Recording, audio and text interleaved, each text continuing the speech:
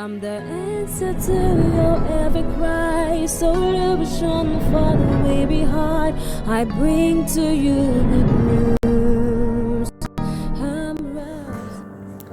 Anguvusela ngegama likaJesu kuphina kuphi lapho ukhona khona ukufoleke nalifuba lelihle lekulalela iRhapsody yamaqiniso lokuyincwadi yaNkulunkulu libhalwe ngumfundisi Chris Oyakhilome DSCDD. Lamuhla ngilosithathu tilishumi nakuthathu kanti ke umfundisi usifundisa ngesihloko lesithi sakheka emandleni sisenda lomsebenzi. Johane 4:35 uthi nine niyaye ningetenasho yini ukuthi sekusele tinyanga letine sivume. Lalelani la phakamisani emehlo enu nibone ukuthi emasini asamhlophe asalungele kuvunwa. Amen.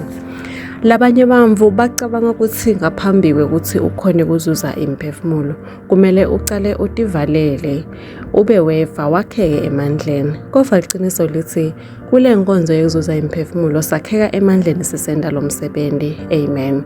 Inkosi ayizange ithi takheni emandleni kuqala bese nihamba emhlabeni wonke nishumayele livangeli kubamvu bonke. Cha, kodwa yathi ngalokucacako hambani niye emhlabeni wonke nishumayele livangeli kubo bonke bamvu. Marko 16:15. Kanjalo kuMateyu 28:19 wathi ngakho-ke hambani nente tive tonke tibe bafundzi bami. Akazange athi akwakhiwe emandla kuqala. Amen. Sizatfu saloko ukuthi sewuvele unaye umoya longcwele longuye mbamba lokupha emandla. Na unaye aphila ngekhatsi kuwe sewuvele unawe emandla latsingeka ekushumayeleni livangeli. Weda kuwe vele wedala kukupha emandla ekuzuza imphefumulo. Kodwa nine nitawugcwaliswa ngemandla nasesifikile kimoya longcwele. Niyawuba bufakazi bami eJerusalem naseJudiya lonke naseSamaria kuze kube ngisekugcineni kwemhlaba. Imisebenzi yabapostoli 1:8. Amen. Kuzuza imphefumulo akusiyo imvo lodzinga ukulungiselela lokwehlukile ngaphambi kwekuthi ukuqala. Incwadi 2 Corinthians 3:5 yakusithi ithi akusho noko ukuthi sinemandla ekwenta lutho ngekwethu kude lokuphuma kithi kepha emandla ethu avela kuNkulunkulu lowasenda safaneleka kuba baphathi bezivumelwano lesisha. Awucabange ngalowo moya longcwele sewuvele wakwenda umshumayeli lonemandla wesivumelwano lesisha.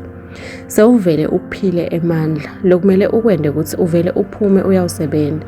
Ngesikhathi uqhubeka nekuzuza imphefumulo naye uqhubeka nekupha emusa wakhe wekwenda lokungetulu.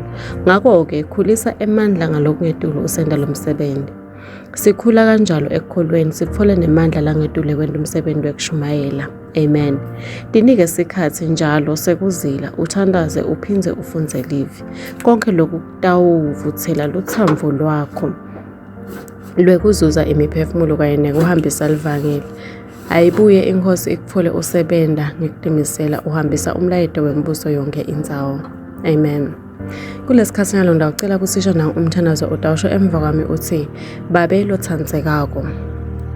Ngiyakubonga ngenhlakanipho nekuphuphuma kwelivangeli.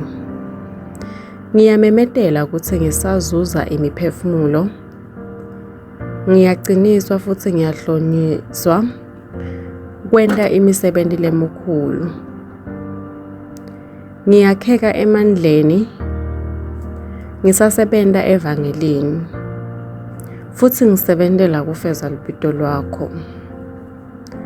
Ngiyabonga ngekungena sisebenzi lesinetithelo embusweni wakho egameni likaJesu. Amen. Kuqhubeka nesifundo utawufunza Mateyu 28:19 kuya ku-20, 2 Timothy 4:2, kuba seKorinte 3:5 kuya ku-6, nemisebenzi yabapostoli 1:8. Amen. Ngiyathemba ukuthi uyitshalele kakhulu iRhapsody yethu yalomuhla. Siyakumema kwekuthi wende Jesu Kristu inkosi yempilo yakho ngekuthandaza kanje.